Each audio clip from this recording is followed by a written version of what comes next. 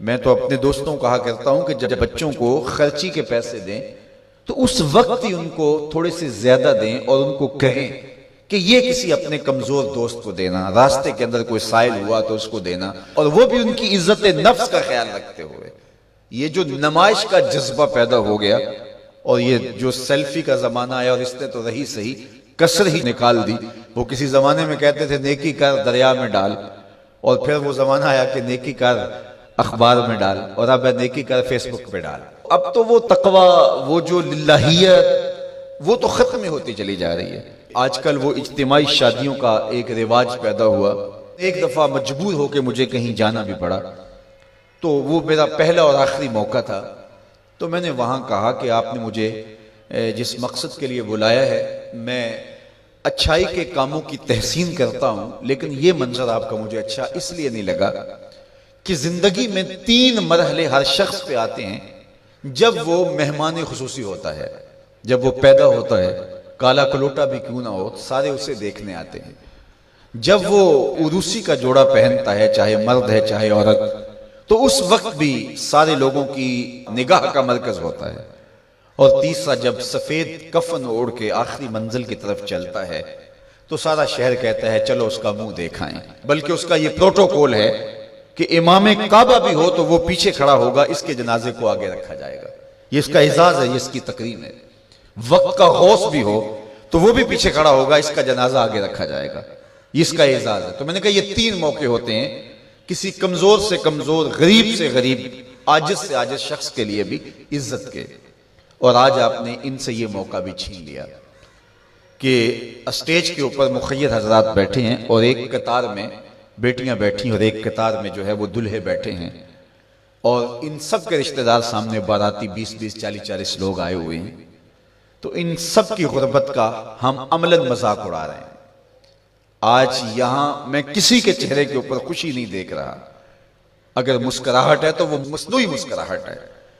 کاش کہ ان کے ماں باپ کے گھروں میں جا کر کے تنہائی کے اندر ان کی مدد کرتے، اور یہ بیٹیاں اپنے گھر سے نکلتی اور ماجرا ہوتا۔ اب ان کی غربت کا گواہ آپ نے کتنے لوگوں کو بنایا، اور صرف اپنے اشتہار کے لیے۔ تو یہ مزاج پیدا کریں، عزت نفس نہ کسی کی مجروح ہونے دے۔ سب سے قیمتی شے انسان کی عزت ہوتی ہے۔ کبھی آپ نے دیکھا ہو بارش پڑی ہو اور کیچڑ ہو اور کوئی بندہ پھسل کے گر جائے تو وہ بعد میں دیکھتا ہے کہ مجھے چوٹ آئی ہے کہ نہیں، پہلے یہ دیکھتا مجھے کسی نے دیکھا تو نہیں۔ اس کا مطلب یہ ہے اس کو اپنی جان سے عزیز اپنی عزت ہے۔ تو مت کسی کی عزت پہ انگلی اٹھائیں، مت کسی کی تذلیل کا سبب بنے، مت کسی کی رسوائی کا ذریعہ بنے۔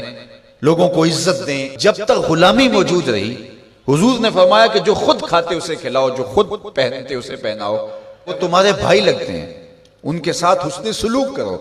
جبکہ وہ آقا کا جوتا بغیر اذن کے چھو لیتے تھے تو آقا اس پہ بھی کوڑے مارتا تھا، لیکن میرے حضور علیہ السلام معراج سے واپس پلٹتے اور کہا بلال تو کون سا نیک عمل کرتا ہے، میں نے جنت میں تیرے قدموں کی آہٹ سنی ہے۔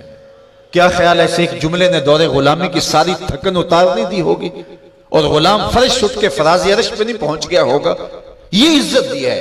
علامہ اقبال علیہ رحمہ نے وہ جو ابو جہل کا کعبے کے پردے کو پکڑ کے زاروں کے تار رونا ہے اور حضور کے خلاف رب سے شکایت کرنا ہے، وہ لکھا ہے۔ تو اس میں جو شکایتیں لگاتا ہے ابو جہل کعبے کے غلاف کو پکڑ کے، تو اس میں ایک شکایت یہ لگاتا ہے کہ از محمد سینہ ما زار زار، ہمارا سینہ بڑا دکھی ہو گیا ہے، اس شخص نے تو ہمارے نظم کو خراب کر دیا ہے۔ با غلام خیش بر یکخان نشست، یہ جو دین لے کر آیا ہے اس دین کے اندر یہ سبق ہے کہ غلام اور آقا ایک دسترخوان پہ بیٹھیں گے، اور اگر غلام اور آقا ایک دسترخوان پہ بیٹھ جاتے ہیں تو پھر کہاں گیا ہمارا قریش کا سردار ہونا؟ تو یہ تو ہمارا سب سسٹم تلپٹ ہو جائے گا۔ لیکن میرے حضور یہ دین لے کر آئے تھے، انسان کی بنیادی عزت کو بحال کرنا تھا۔ اور حجۃ الوداع کے موقع پر حضور نے پاؤں تلے جس طرح کسی چیز کو روندا جاتا ہے اس طرح کچلتے ہوئے فرمایا آج کے بعد میں تفاخر ختم کرتا ہوں، کسی عربی کو اجمی پر، کسی اجمی کو عربی پر کوئی فخر نہیں ہوگا، کوئی فضیلت نہیں ہوگی، نہ کالے کو گورے پر اور نہ گورے کو کالے پر۔